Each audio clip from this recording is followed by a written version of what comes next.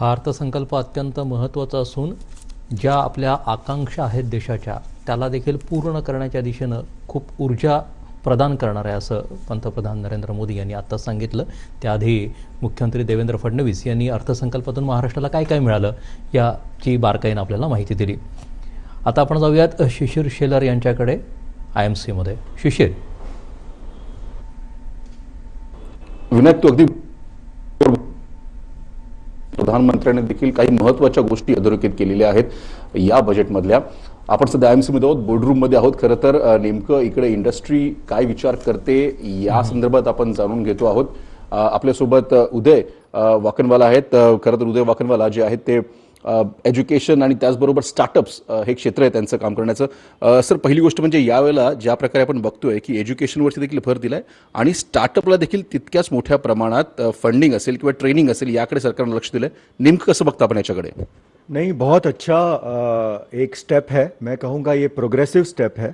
जो specific areas है SMEs के लिए वो बहुत अच्छी तरह जुड़े गए हैं। जो एक SME growth fund equity specific 10,000 crore जो अनाउंस किया गया है, definitely it's something which was required. I believe there are other two बहुत ही मुद्दे वैसे हैं स्पेसिफिक जहाँ पे आप कॉरपोरेट मित्र करके जो एक कंप्लायंसेस के लिए SMEs के लिए हेल्प किया गया है, वो भी एक अच्छा इनिशिएटिव है। और साथ में अगर आप देखेंगे SMEs में अगर आपको ग्रोथ चाहिए तो आपको इनोवेटर्स और स्टार्टअप्स को साथ में लेके जाना चाहिए so that those startups become SMEs over a period of time. तो अगर आप देखेंगे तो ई-कॉमर्स में जो एक एक्सपोर्ट पे 10 लाख का कैप था, वहां पे भी काफी कुछ प्राधान्य दिया गया है so that our startups become MSMEs and SMEs over a period of time. So बहुत अच्छा ये प्रोग्रेसिव बजट कहूंगा। और डेफिनेटली जो मुद्दे जहां पे इक्विटी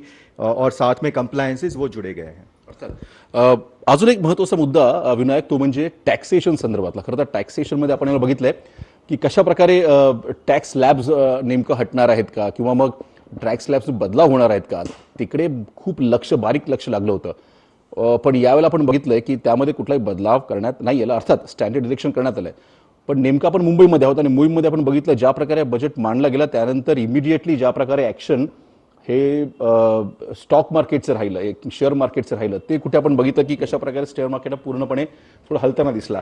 नेमकं काय करण्यापाठीमागचे आपल्यासोबत दुष्यंत दवे आहेत, त्यांच्याकडून जाणून घेऊयात आपण। सर, मार्केट जेव्हा स्टार्ट झालं आपण बघितलं की कशा प्रकारे मार्केटने रिॲक्ट केलं बजेट नंतर, नेमकी ही रिॲक्शन का आली? आणि दुसरी गोष्ट, यावेळेला टॅक्सेशनमध्ये नेमकं आपण काय काय कोणाकोणाला मिळालं, आपण कसं बघता याकडे?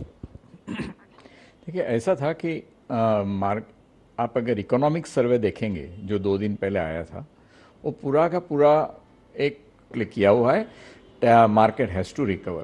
आपण बघितलं कशा प्रकारे एकूणच या प्रकारे हे इंडस्ट्री रिॲक्ट झालेलं आहे। टॅक्सेशन असेल किंवा अन्य हे सेक्टर्स असतील त्यामध्ये देखील कशा प्रकारे आपण बघतोय की सरकारने हे जे निर्णय बजेटमध्ये घेतलेले ते येत्या काळात किती महत्त्वाचे असतील, एक लॉंग टर्म इम्पॅक्ट कशा प्रकारे असेल, आपण यांच्याकडून जाणून घेण्याचा प्रयत्न केला। वळूयात पुन्हा स्टुडिओकडे।